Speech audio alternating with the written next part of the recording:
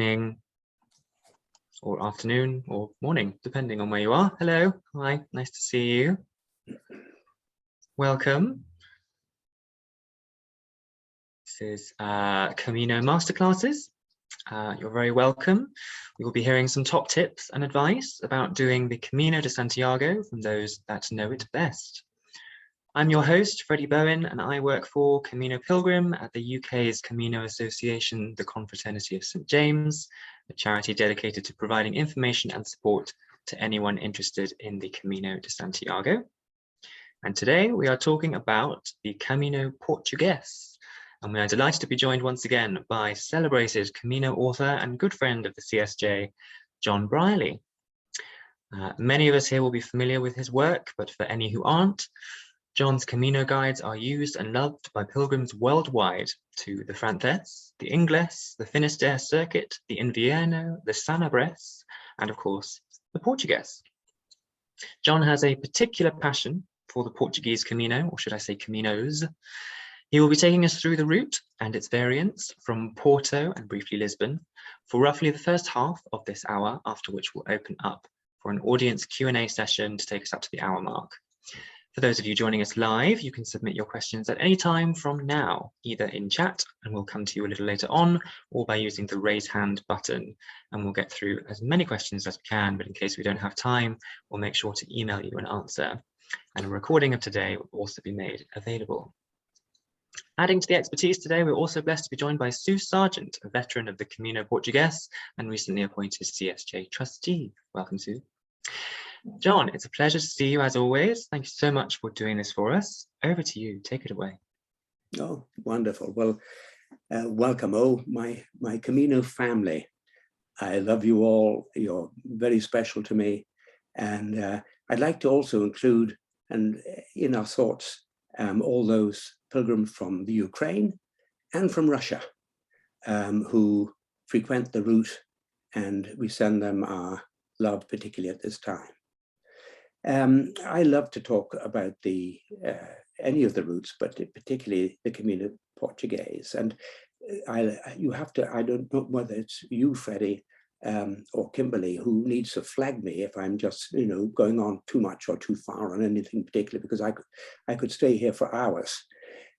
What I'd like to do briefly is have an overview of all the routes.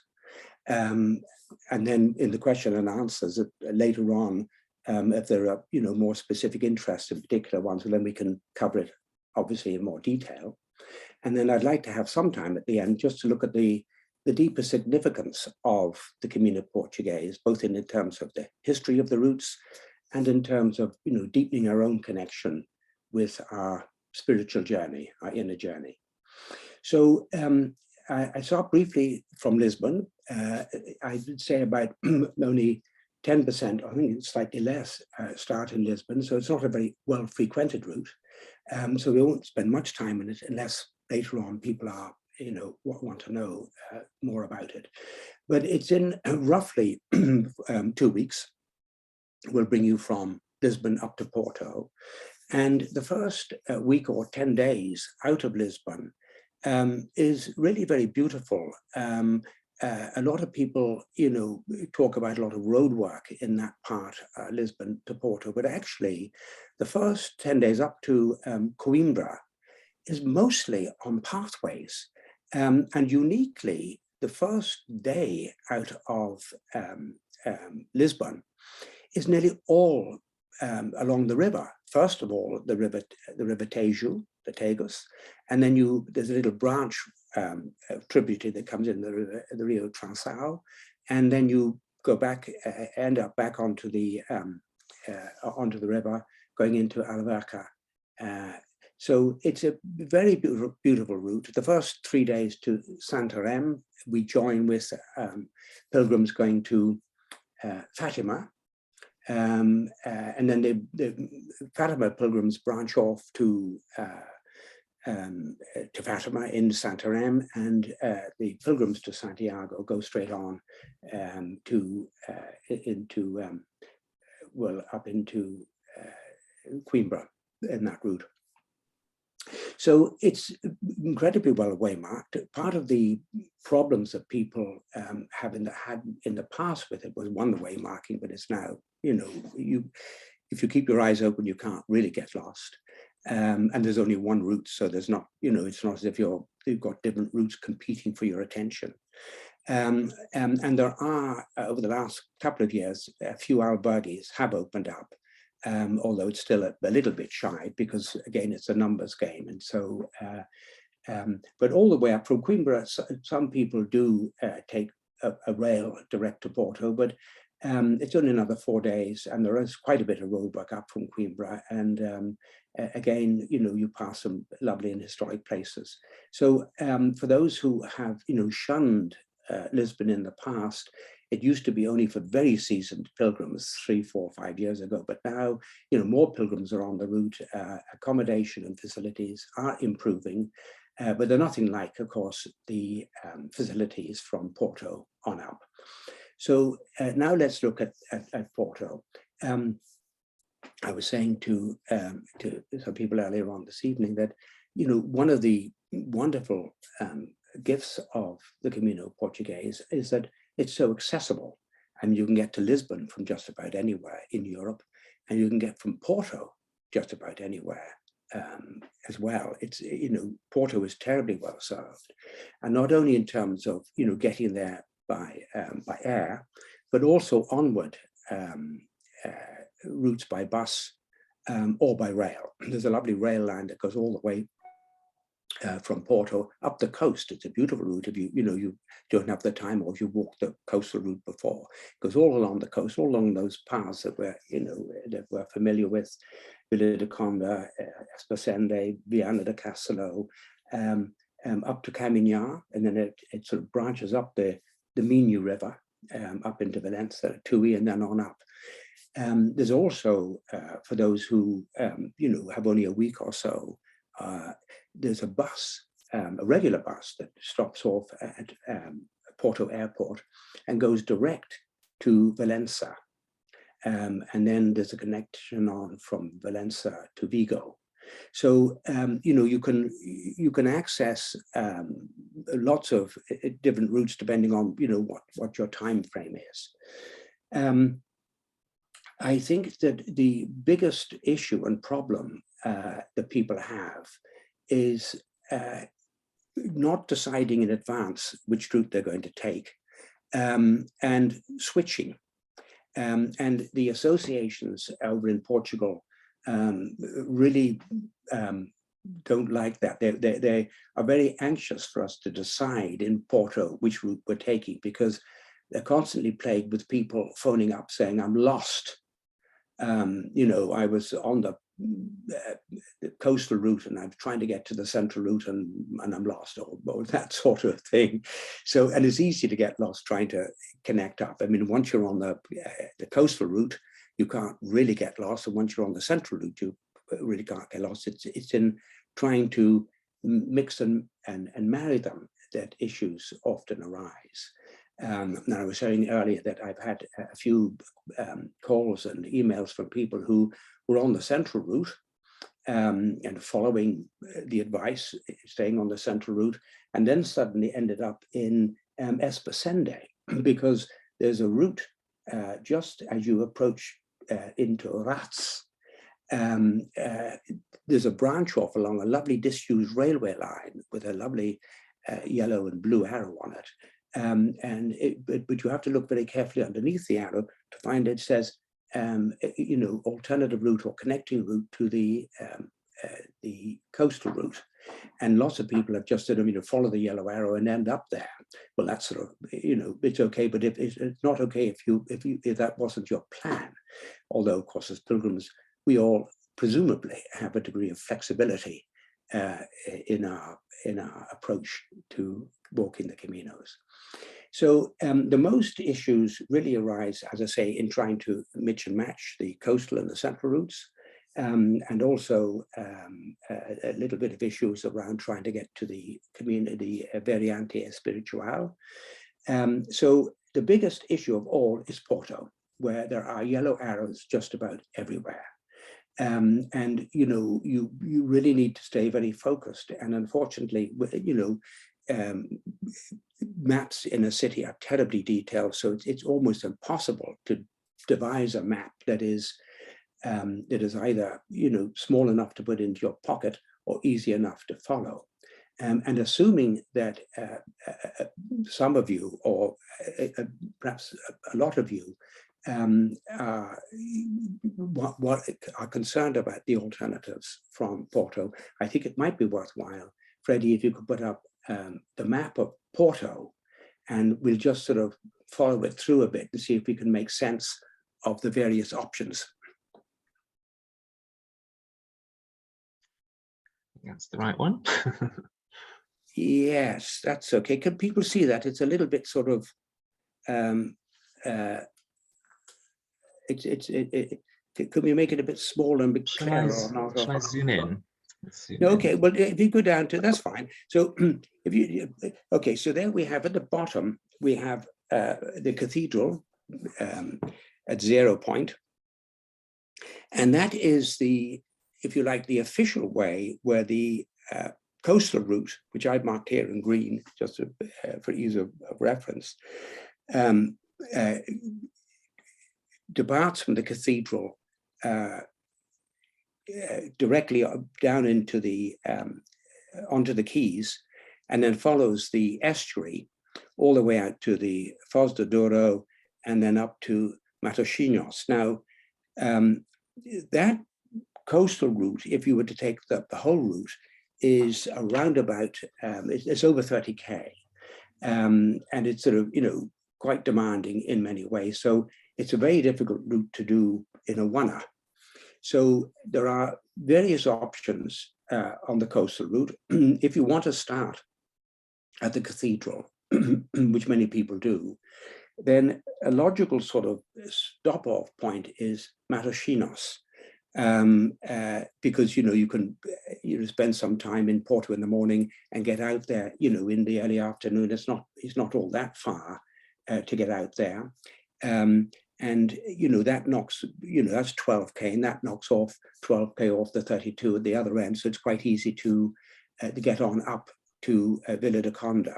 And the reason why that is a reasonable option is that Matosinhos has a large volume of hotels and accommodation, whereas from Matosinhos up, there are certainly a couple of campsites and a couple of albergues. But in the summer, it is essentially, open to, obviously, to tourists. It's a very popular tourist area, and accommodation does fill up. So you might have difficulty getting accommodation beyond Matosinhos, but that's if you like, an easier or logical place to stop off.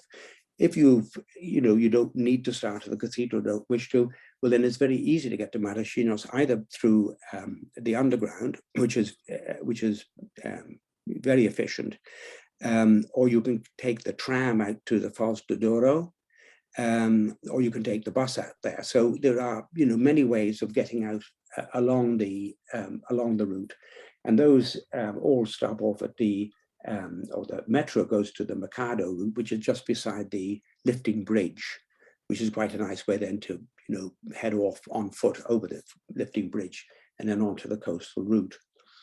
Now, the central route, again, many people know it is very well signposted, but in any city, there's a competition of all the all the other sites to see and so forth. So you have to stay very focused, despite the fact that it's well waymarked.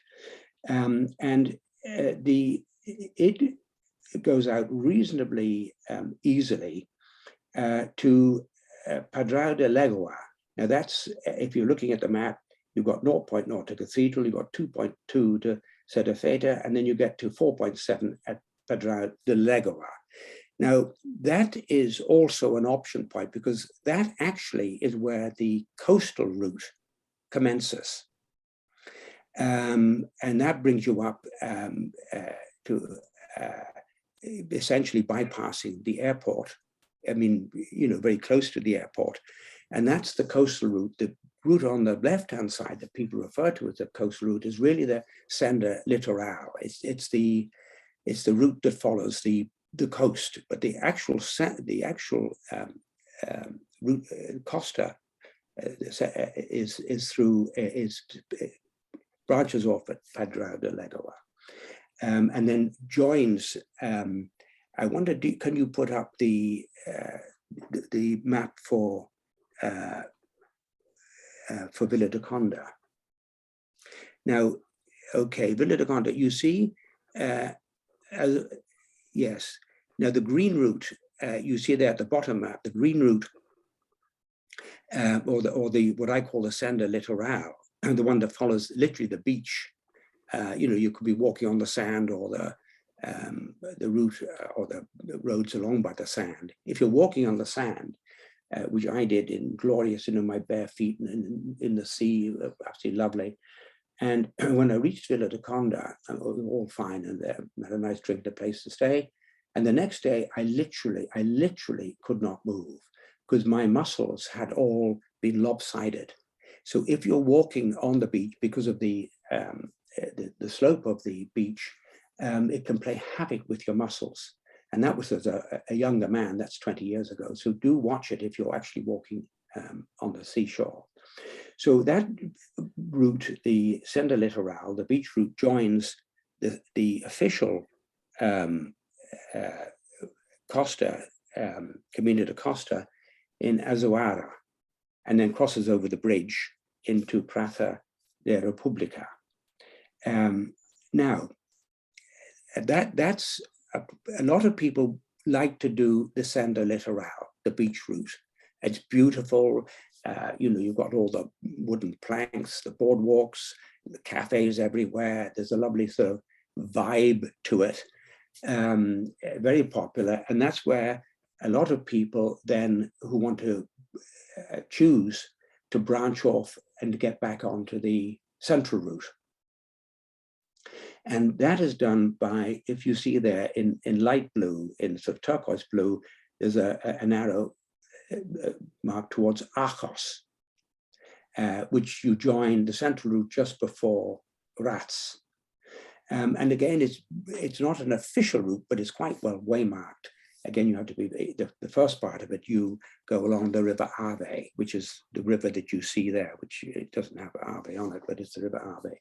So you're sort of following that for the first part of it, and then you end up in Arcos, which is a lovely little village, and then that's just another, 4 or 5K into Rats, which has, a popular place and has the accommodation, and which also has a route of people who walk the central route to get back to the coastal route if they want to.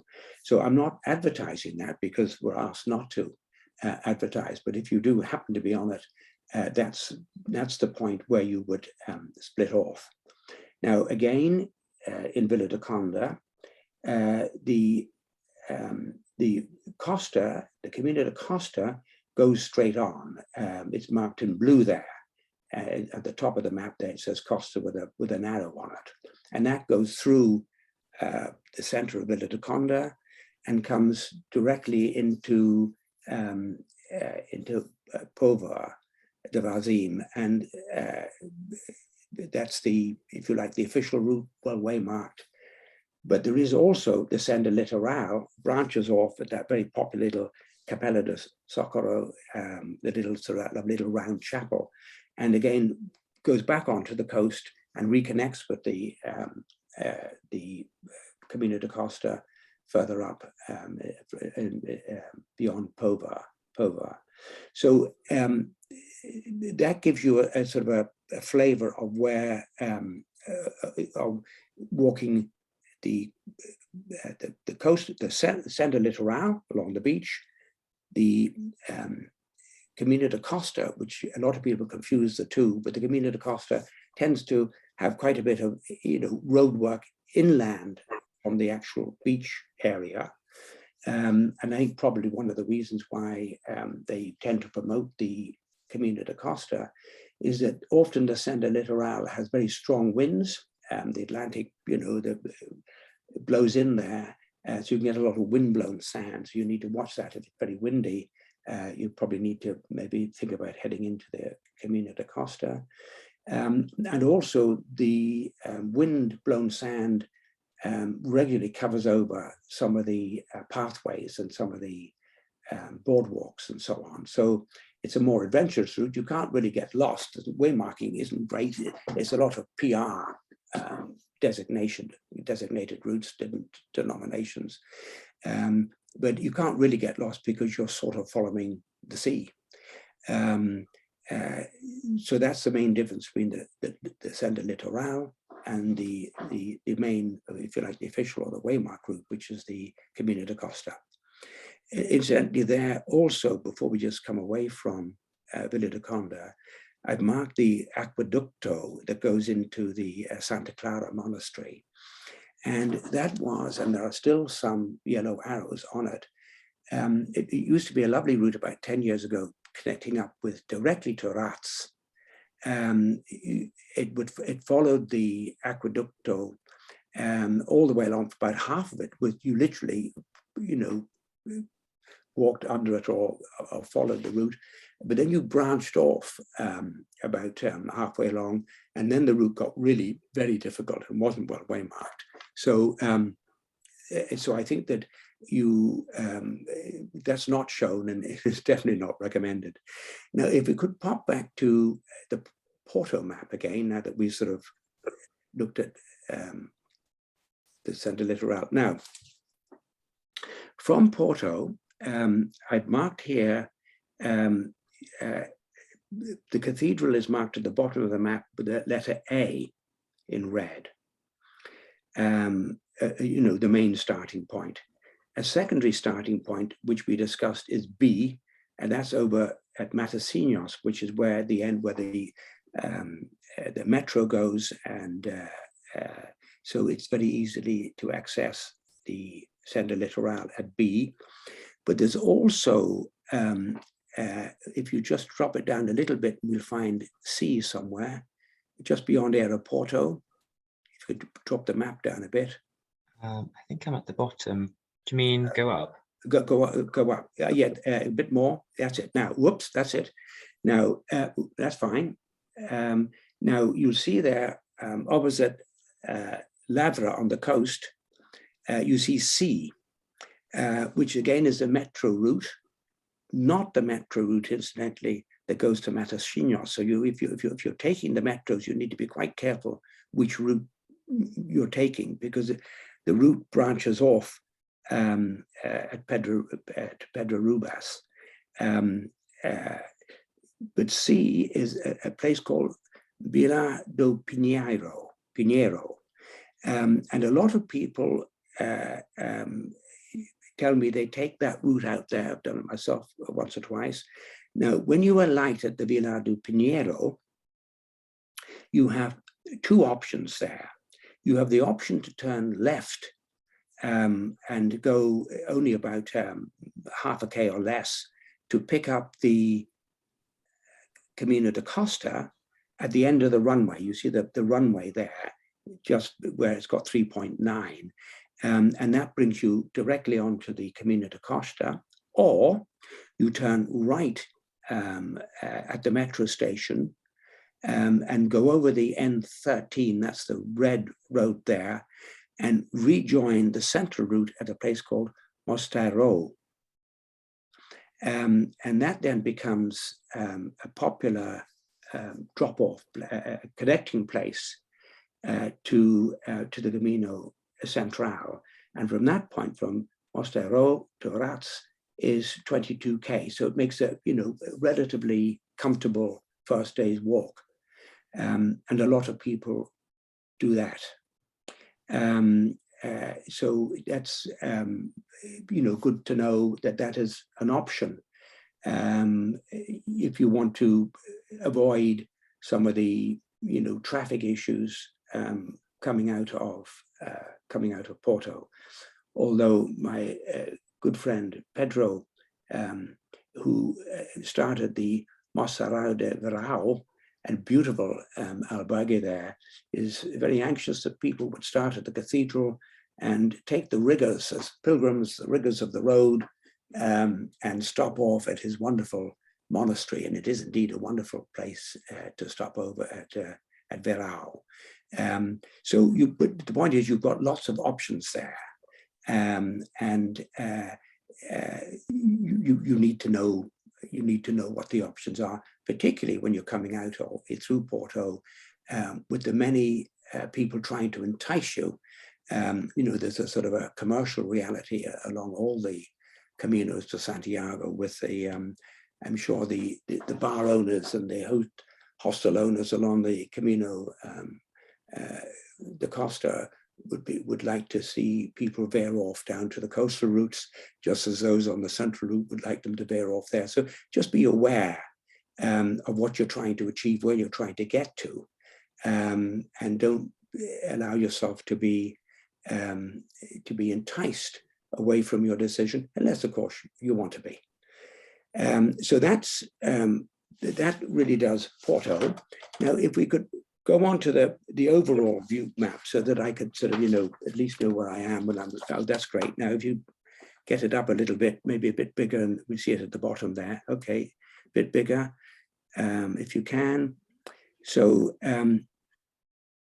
this is only indicative of as we can talk about it. So we've gone from Porto, and we've ended up in Vilarinho, Vilarinho on the central route, or we've ended up in Vila de Conde on the coastal route, either on the Camino de Costa or the Senda Litoral. The next day, let's just keep on the central route. We go Vilarinho. The next, logical section is to Barcelos, which is a lovely, very beautiful town. Barcelos, lots of people, beautiful buildings there, very well equipped with accommodation, and indeed it's got very strong links with the Camino. And it's relatively straightforward, excellent accommodation, very good signposting. Just leaving Barcelos, there are some arrows that some people get a little bit confused about. There is, it's just shown there in very light gray. You get it. There's a bigger examples of it, of course, on the actual stage maps, but there is a route that goes up to Villanova de Severo, an old route, not very well waymarked, and very, very little used, and not recommended because you could easily get lost. And you do have those mountains, I think it's the Sierra de Arga, that you have to go over. But I just mentioned it so that you don't get enticed off onto it.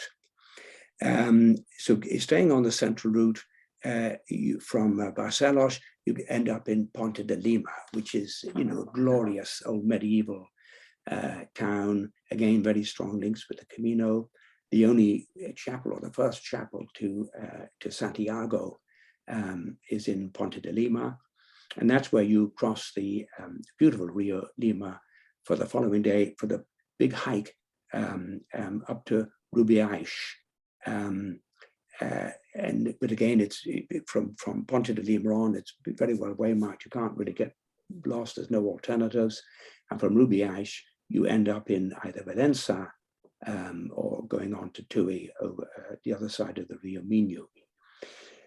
And again, that's relative. If you keep it down there for a moment, because then we'll just head off now onto the central route, to the Camino de Costa. So that the central route is brought up to Valença, Tui on the Minho. On the coastal route from Vila de Conde, you go to Esposenda, and there are now several albergues there. It's a beautiful coastal town, and there is a linking route from Rats to Esposenda. I mentioned that earlier.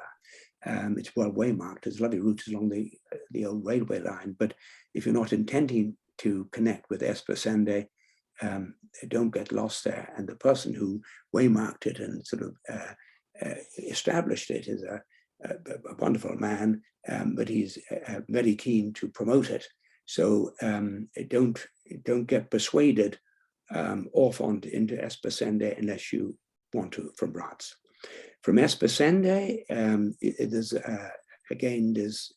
two routes: the Litoral it's not, maps aren't big enough to show you there. There's the Litoral and the Camino de Costa to Viana do Castelo.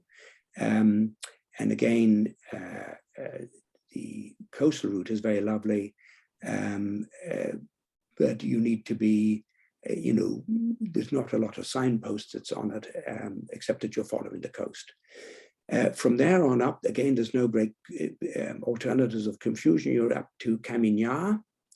And it's in Camino where there's the ferries over from Camino to Agada. Several ferries route. There's a sort of, some of the fishermen run ferries over there as well. Camino, for those of you who are connected with the Irish confraternity or Irish pilgrims, it's in Camino where that wonderful voyage, the Camino voyage on the Curragh, where they sailed all the way around the coast of Ireland, up the Bay of Biscay and around to Santiago, and carried their Curragh up to the cathedral in Santiago. It's a beautiful, wonderful story. For those of you who don't know about it, it's a wonderful video and well worth watching. It's an incredible, heroic journey. And it was largely because of that journey that they're now on your pilgrim passport, you have a boat symbol along with a horse and a pedestrian and so on. But it was in Camino that the boat capsized and the skipper drowned. So there's a little sort of monument there, because the tides around the Minho estuary when it comes out into the Atlantic are pretty savage. So you don't want to be swimming in that area. Now in Camino, most people continue on up to the coastal route, taking the ferry over to Agada. Am I doing all right for time, Freddie? Yeah, so about halfway through the hour. Oh, right, okay. Yes. Okay, well, I'll try and speed up a bit because we wait for specific queries at the end. So you can branch off in Camino up to Valencia along the Rio Minho. They've just opened up a lovely eco-pista along the river, which is lovely to walk. Or you can go up to Villanova in the event that the ferries aren't running. They're very seldom they don't, but if it's a tidal estuary and so on, sometimes they don't. You can walk up to the eco-pista to Villanova de Severa, and then go across the bridge, the road bridge there, and walk down the other side of the Minho back to Agada. From Agada, it's up to Mugas, and then on to Bayona, on to Vigo, and then from Vigo onto Redondela, which is where the coastal routes join the main route. Then all join to go to Pontevedra, and at Pontevedra we have the opportunity to continue on up the central route, Caldas de Reis, Padrón, Santiago, or it's a very, very beautiful route, the Variante Espiritual, which branches off just beyond Pontevedra, about an hour out of Pontevedra. There's a route that springs off to the left and winds its way up around Armentera and down to Villanova and the Sea of Arousa, where there's boats now bring you up the only maritime Via Crucis up to Padrón, and that follows the original route supposedly taken by Santiago. You go through the wonderful Torres de Oeste, the Roman towers on either side, and up then into Padrón, which is where the Variante joins the routes for the final day into Santiago. I should mention, because a lot of people don't, that you can continue to walk to Padrón. You don't need to take the boat. There is a well-waymarked route and a very nice route, although there's a fair bit of road walking in it. And it's quite a long route. I think it's just over 30K. But you can walk the coast up to Padrón as well as take the boat. Great, that's it. That's some of the variations, which no doubt people will start asking more specific questions about. I would just like to, before we go on to the questions, mention that the Camino Portugués, certainly in my book, is really where the story started. That's where St. James, by all legendary accounts, was agreed that he would take his master's message to the Iberian Peninsula. And he sailed around the Mediterranean, around up the coast of Portugal and into Padrone, where the first time he preached on the peninsula was in the lovely Santiaguinho, Monte Santiaguinho, some of you might know, just outside the town of Padrone. Now he was, by all accounts, hopelessly unsuccessful in his mission, had a handful of converts, and was returned to Jerusalem to be martyred himself. And that is the origin of the story. I got into a lot of trouble with one of your very well-known authors, who has now left us, and a wonderful, wonderful woman I have the greatest regard for, who always wondered why I was writing about St. James when he came to alive, when he came dead. No, he very much came alive with a wonderful message. And look where that message has brought us today. I mean, hundreds of thousands are on the route. So actually, it took a little while for his mission to be successful, but it is an incredibly successful story. It's unbelievable. And the Caminos to Santiago has now provided us with an incredible opportunity for our own individual soul awakening. And it plays, I think, a very important part in that shift in consciousness which we need to make if we're to face the issues that we're beset with and that confront us.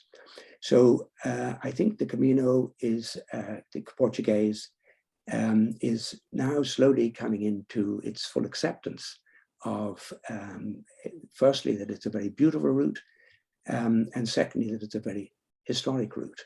Indeed, a lot of people some years ago were complaining that nobody should be walking the Camino de Costa, Portuguese de Costa, because it wasn't an historical route, whereas in fact the earliest ever record of pilgrims traveling to Santiago up the Portuguese route was found just close to Viana do Castelo.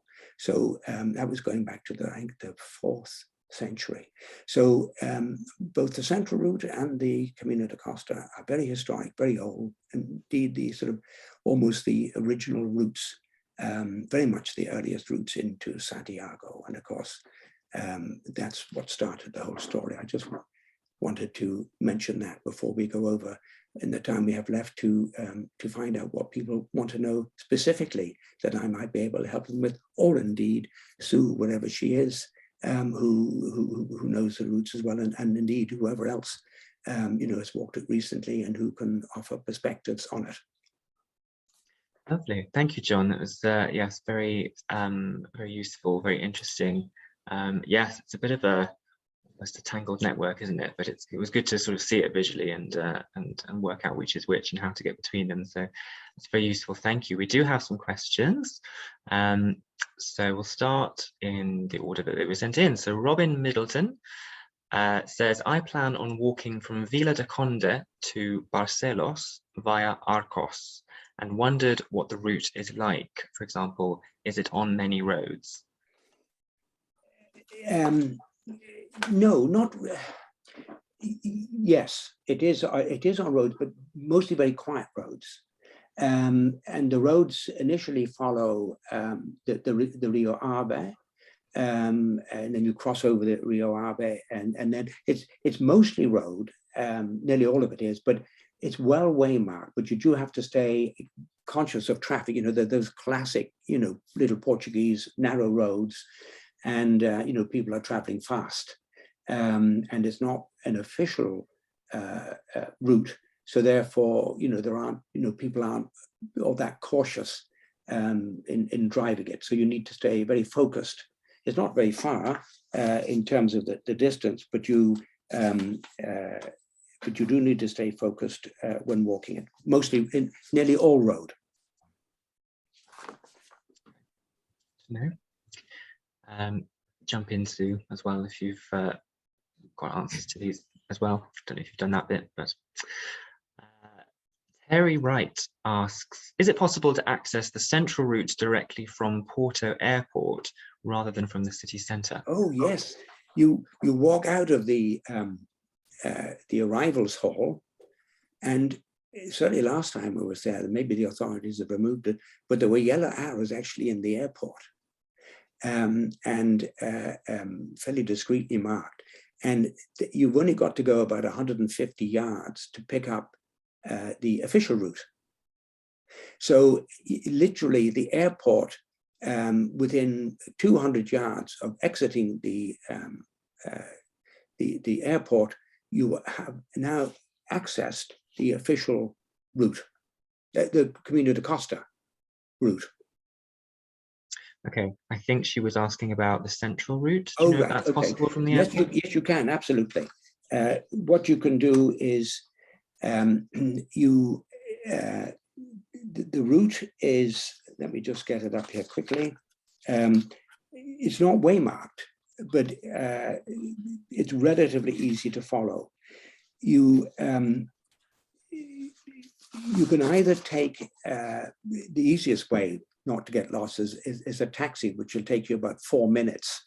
And you would get to, on the central route, from the airport, you would get to, let me just grab it here. You would get to, you go through Pedra Rubas, which is where where that connecting route from the airport is, and you connect up with it essentially at Pedra Rubas, which is just off the main, you have to cross over the N13 at that point. And you go to what I've marked on the map there, the Mosteiro de Maya area. It's relative, it's literally, hello, are you still there? It's literally one route, one road, but it is a main road, and it is, I don't have it here, it's approximately 3 or 4K, so it'll take you about an hour to walk it, but it is direct. But I was, oh, there you go, possibly it's in here now. So where's the airport? Is down, Fita, Mercado, there's the airport. So what you would do, coming out of the airport, it's not really very well marked there, but if you go to, you see where it says Pedra Rubras, the metro, you take that road just above it, and you see where it's got Hotel Puma. You pass in front of Puma, you get the roundabout, and then you straight on over the roundabout, and you join up. Then, can you see my cursor? No, afraid not. No, okay. Is, and then you join up. there? Yeah, exactly. Exactly. Yeah. And then you join up there at the 5 mark, the Banco Novo, and then you're on the main route up to Mosteiro. Mm-hmm. So it's not waymarked, but there's no off routes. It's quite a small road. It's not like a busy airport road, and the Puma Hotel is quite well signposted. And you go straight over that roundabout. Well, you wait for the lights to go, and you go straight over the roundabout, and then you join it up there. And it's really only about under an hour, and then you're on the main central route. Brilliant. I hope that helps, Terry. Michael in Cork asks, is the albergue at Alpriate open? And do you recommend booking accommodation for the first few days out of Lisbon? Yes, Alpriate, it's been closed up until now, but it's now just about to open. So when are you going? And if you're going over the next week or two, it will be open. It's only got about 10 beds. It's a lovely little albergue. It's very nice. I'm not sure that it's run by the Via Lusitana, which is lovely, the sort of pilgrim association working in the Lisbon area. The slight issue with it, as a very, very small number of beds, they will give you a key code to get into it. So if you phone, so if you're intending to stop there, I would suggest you phone them, the Via Lusitana, and get your your key code to get in, because there's very little other accommodation in that immediate area. You have to walk on then quite far to get accommodation. It's a bit of a blank spot. What I normally do is I go to the Parque de Nações. Excuse my, I hope there's no Portuguese speakers on the, but the Parque de Nações, it's an enormous park. It's the expo place. They've got lots of hotels there, cheap hotels. There's also an albergue there, or a youth hostel that gives special prices to pilgrims. So that's quite a good place to stop over, spend some of the morning in Lisbon, get out to Parque de Nações, stay there. And then at that stage, you'll get on to just about the lovely route. You'll get on all the way, excuse me, you'll get all the way into, or even beyond Alverca. And because Alverca, a big place, has no accommodation directly en route. You have to come off route. So it's quite difficult.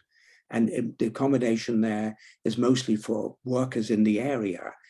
So it's quite good at weekends, but during the weekdays, again, accommodation can be quite difficult to obtain. And really, if you get stuck, if you're wanting to get to Alpriate, you can go down to a place called Póvoa de Santa Iria and walk backwards along the main road. Not a very nice, way, but it's quite short. And there are a large hotel and a hostel back along the route, but it's quite circuitous. It's not a great way to do it. If you get a bed in Alpriate, that would be ideal, because then you can get on to Vilafranca, which is a beautiful town right on the river, and it's got lots of hostels and hotels, and it's only 20k from Alpriate. So if you're doing that, I would definitely phone the Via de Lusitana. The numbers in the book, is quite easy to get, and book a place there, and then you'll get on to Vilafranca the following day quite easily. I would love to get, and we're looking to desperate to try and get more accommodation in that area. I'm actually speaking to people in the last few weeks, trying to get, I've got somebody who's wanting to open up a hostel, and I'm trying to swing her that way, because it'd be really lovely to have accommodation, more accommodation in that area. But at the moment, it's pretty tight.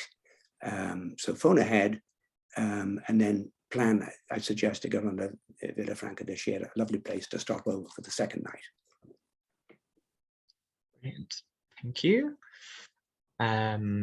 Peter, next comment. I'm not quite sure what you mean, Peter, but he says different editions, the book and the color coding. I have the 5th edition, 2014. Did you use different colors for different routes, maybe? That's what he's referring to. Peter, if you're here, do unmute yourself. Sorry? Just trying to find Peter. It's always an issue, and there is a part of a problem, because I have had a few people who are color, have problems with color, with their eyesight and so on. It's a very difficult thing to get different symbols to do it. I mean, the color coding is really the only way. To 2014, a lot's happened since 2014. I would get an up-to-date guidebook, whether it's Camino guides or another guide. Too much has happened since then. There's too many things have opened and changed and shifted. Mm-hmm. Incidentally, I'm really not ever making a plug, but the Camino guides are now all available in ebook format. So if you have if you're walking with an iPhone or an iPad or something like that, you can download it in ebook format, and then the latest version, the 2022 edition, is available with ebooks. But I would definitely 2014. Too much has happened since then. I think you would be well advised to pick up a new edition. Yeah, thanks, John. Thanks, John. Yeah, no, that's fine. The maps that you were showing on the screen were different from what I was seeing in my 2014. Yeah. So that 2040 edition. Oh, good heavens! It's huge. It's terribly weighty. I'd ditch it if I were you. Yeah. I think that is the message. Yeah. Thanks for that. I mean, sorry, just because none of us like to carry weight, and a lot of things have changed, particularly the accommodation. I mean, the accommodation is now superb all along the route, and there's new places and new prices, and you'd be well advised to pick up a current edition of somebody's edition. Yeah. Peter has also asked about more on the spiritual perspective. Well, yes, I mean, my agreement with St. James is that I would spend as much time and import on the inner journey and preparation for the inner journey as I would for the outer. I mean, these are pilgrim routes for a specific reason. They are spiritual routes. They're not hiking routes per se. We have an opportunity to travel this wonderful landscape temple that is the Caminos through Portugal, but it is first and foremost a journey of inner discovery, of self-discovery. And if we allow the time and we have the focus for that inner shift and transformation, then powerful things can happen for us, and will happen for us, and do happen for us. I mean, the Camino has completely shifted my life. And even the greatest skeptic who just wants to walk and have a holiday, there are, I would suggest, many routes that you can walk, trails, beautiful trails through Portugal. It'd be lovely to try and keep the Caminos to some extent for those who are walking with a spiritual purpose, or just an inquiry. I like the term a path of inquiry. Those deep existential questions: who am I? Where am I going? What am I doing here? Am I fulfilling my function and my life's calling? And we can answer those questions anywhere. We can answer them around our home. But the power, to me, of the Caminos is that it forces us to take time off from the familiar, to go and walk a route with nothing but a backpack, all our sort of worldly goods there. So we start emptying out. Particularly if we're walking on our own, because then we walk with no history. Everybody we meet are new. We don't, we've no history with them and they with us. And even the biggest skeptics I've ever met, something has nearly always changed, because these routes are very, very powerful. I mean, for thousands of years before they became these Christian routes that we know today, they were all pagan routes. I mean, Finisterre was the most powerful spiritual place on earth. That's why it's called Finisterre. It was the end of the world. It was the end of the known world. That was where the world of matter, the physical world, met the world of spirit. There was no more powerful place on earth. So for thousands of years, people have walked this route in search of a higher purpose. Now, as we all know, the early Christian church always headed off to places of well-known spiritual significance to graft on the Christian message. And one of the most beautiful symbols to me is the old Celtic cross. So we have the old pagan symbol of the sun, the round disc, the sun, and then along comes the early Christian church and covers the sun symbol with the cross. It's a beautiful blending. So these routes are very, very old, and because they're very old, and because people have walked them for many, many thousands of years, they are inevitably terribly powerful. I mean, these are very powerful routes that change people. Even those who head off thinking they're going for a hike and to taste the good wines, of which there are many in Portugal, they taste invariably something more as well. And that's their power and their efficacy.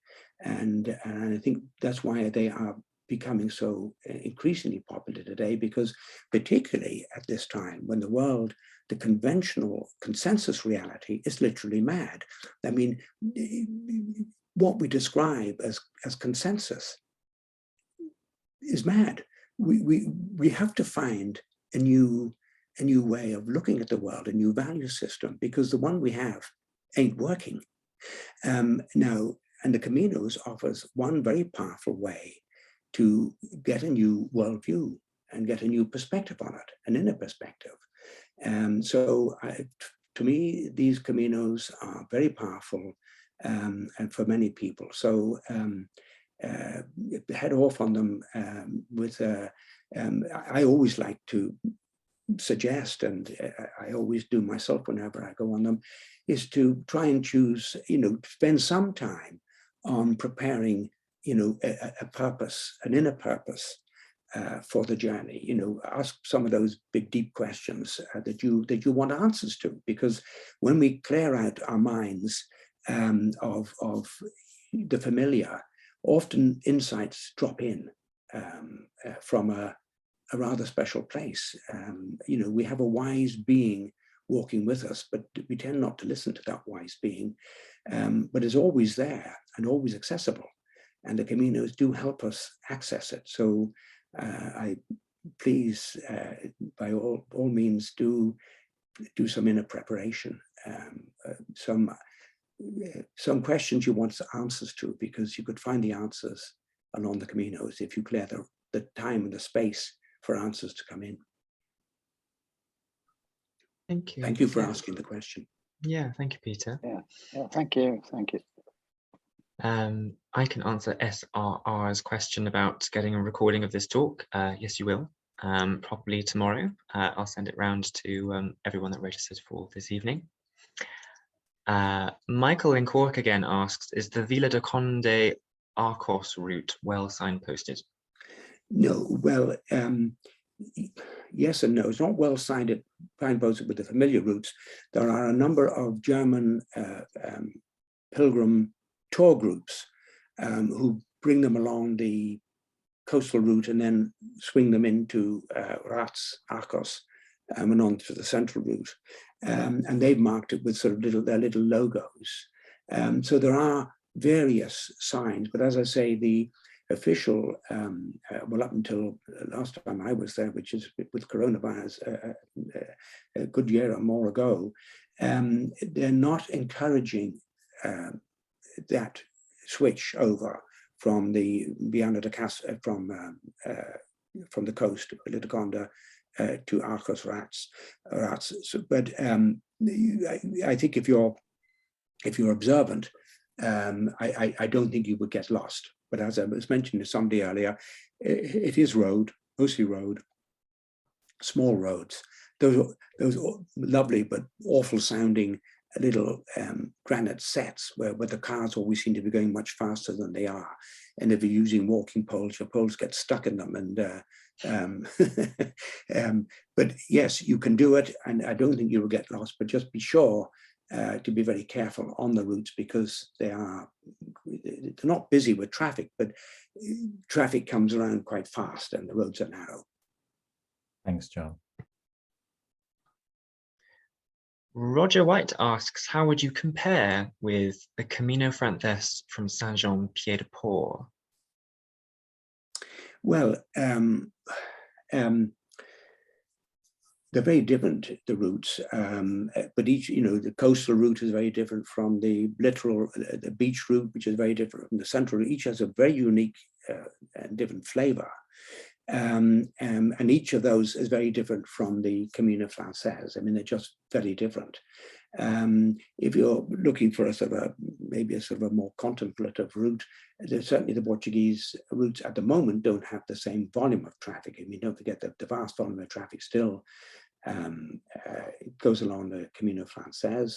But more and more, the movement, the downward swing from Francés is very much towards Portugal. And the movement now is from the central route towards the coastal route. So they are becoming more popular.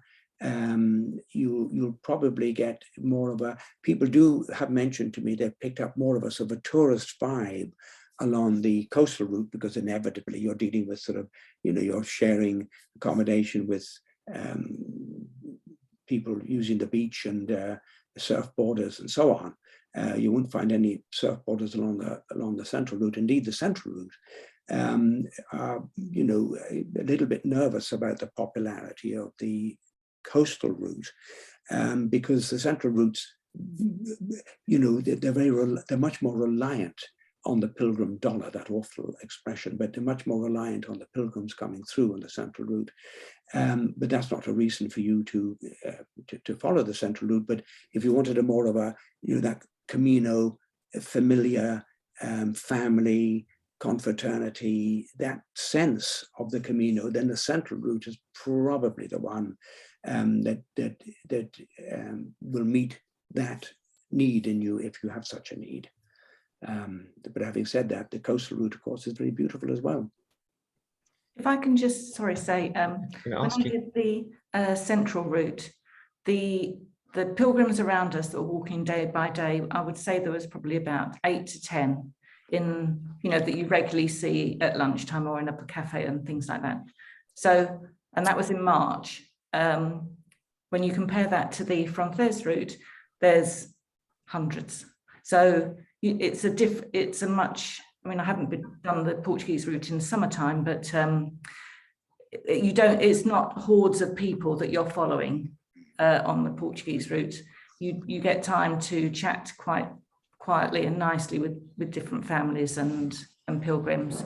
So yeah, it's a much more closer sort of like group of pilgrims that you meet, I would say, sort of day after day, Would you say that sort of facilities and accommodation wise, they're pretty comparable? Yeah, there's nothing like the scale on the Francés route, and there's no comparison. It's but the Portuguese are very accommodating. So in March when I went, some of the albergues were closed, and when we asked if they could open them, they just opened them for us. They hadn't got anything up and running, but they just opened the door and just said it's all ready to go in and come down for breakfast, sort of thing. So yeah, they're always accommodating on the Portuguese route. There's they'll always look out for you. If you run out of water, knock on a door, somebody will give you water from their fridge. So they give you oranges off out of their garden, and yeah, they're very accommodating. They're lovely people. It's a lovely route. Might I add to, sorry, yes, carry on, John. It's important also to recognise that while the accommodation along the Francés route, it's designed to meet the vastly greater numbers. So the routes tend to accommodate whatever numbers are there. And I think you probably also find, Sue, that it's amazing how it doesn't take long for the Portuguese nobody likes to let somebody go. They need the money. For many it's a business. So it's not long before the fill-in happens. So I've never come across anybody who really ever didn't get somewhere to lay their head. It might be fairly basic, but certainly along from Porto up, I really, whichever route you take, I really don't see it that is a problem that people should be necessarily worried about. I think you will always find, as Sue says, people wanting to accommodate. You don't forget that particularly within Portugal, there's a very strong influence of pilgrimage. Fatima is such a basic part of Portuguese life, and throughout Portugal, people will know about and want to help and be part of helping people on pilgrimage, on a journey, on a sacred journey, on a spiritual journey. Portugal is very much designed around that, and the people are. And on the topic of people and talking to the local people, our final question from Bob in Phoenix, Arizona, is he doesn't know any Portuguese. Will that be an issue? Well, certainly, I would suggest. Sue might have certainly, it's my view that from Porto there's no great problem. From Lisbon, it is hard when you're in some of the remoter places of from Lisbon to Porto. it's a bit more of a problem, but I don't think anybody, even if they didn't have a word of Portuguese, that you couldn't, say, I need something to eat, or, you could gesticulate and people would understand you. And I've also, in Portugal, what is interesting to note is that I've been in some of the most remotest places where I found people coming out and speaking perfect English, because don't forget, a lot of Portuguese is the emigrante. I mean, Portugal was very, very poor. And in the 50s, 60s, hundreds of thousands of Portuguese left to go and work in England or America, and have returned. So you'll find places where they speak almost perfect English, in the most surprising places. So I don't think you need to be worried from coming from Arizona. You'll get by, and certainly no problem from Porto. You might have a little bit more of a struggle coming from Lisbon. Would you agree, Sue? Yeah. I mean, most Portuguese people do understand some English. I mean, if you can say, hello, thank you, please, in Portuguese, it's very similar to Spanish in a way. And so then they're pleased to hear that you're trying, sort of thing, but you can always order a couple of beers and something to eat. And you can always point. There's always pointing if in doubt, just point at something and just hold a number of fingers for however many you want. They get it. I'm not promoting apps by any kinds. I mean, you can get a wonderful experience if you travel with nothing. But there are wonderful apps now where you speak into it and you automatically translate directly in Portuguese, because Sue must be a little bit more linguistically familiar than I am. I mean, the Portuguese pronunciation is, I find, almost impossible. It's very nasal. So I resort sometimes to a translating app, a speaking app that you speak into it in English, and it simply puts it out the other end in perfect Portuguese. We are running slightly over, but I'm just going to squeeze in one last question from Susan. Is there any advantage to speak Spanish? I would say yes, probably. No. At least, well, I think written, as a Spanish speaker, I can understand what's written down, but spoken, absolutely not. No, hold on a moment. It's important to remember that the Camino Portugués is partly in Spain. Mm-hmm. I mean, once you cross over the Minho River, you're in Spain. So, Spanish is, and indeed, I've often got by, if people aren't understanding me in my best Portuguese, if I resort to Spanish, actually, they're usually able to pick it up. I don't know whether that contradicts what some people are saying, but has been my experience. Mm-hmm. Yes, I think there's some nods of agreement there from the room. All righty, fantastic. That is pretty much all we have time for today, I'm sorry to say. Thank you so much to all of you for joining us today. We hope this has been useful and interesting. Of course, thank you to Sue, and a huge thank you to John Brierley for your enormous expertise and generous time. That is it for this series of Camino Masterclasses.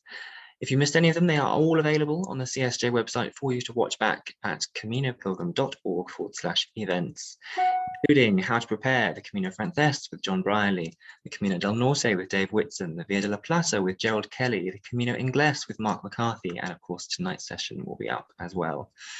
We hope to organise future masterclasses on other routes in the future. If you would be interested in taking part in these, please do get in touch. And for information and support on any of the Caminos de Santiago, you can contact us via our website. You can join us at our various events and activities. You can follow us on Facebook, Twitter, and Instagram. You can subscribe to our e-newsletter to stay in the know and part of the Camino Pilgrim community. In the meantime, thank you very much for joining us, everyone. See you soon. Stay safe and buen camino.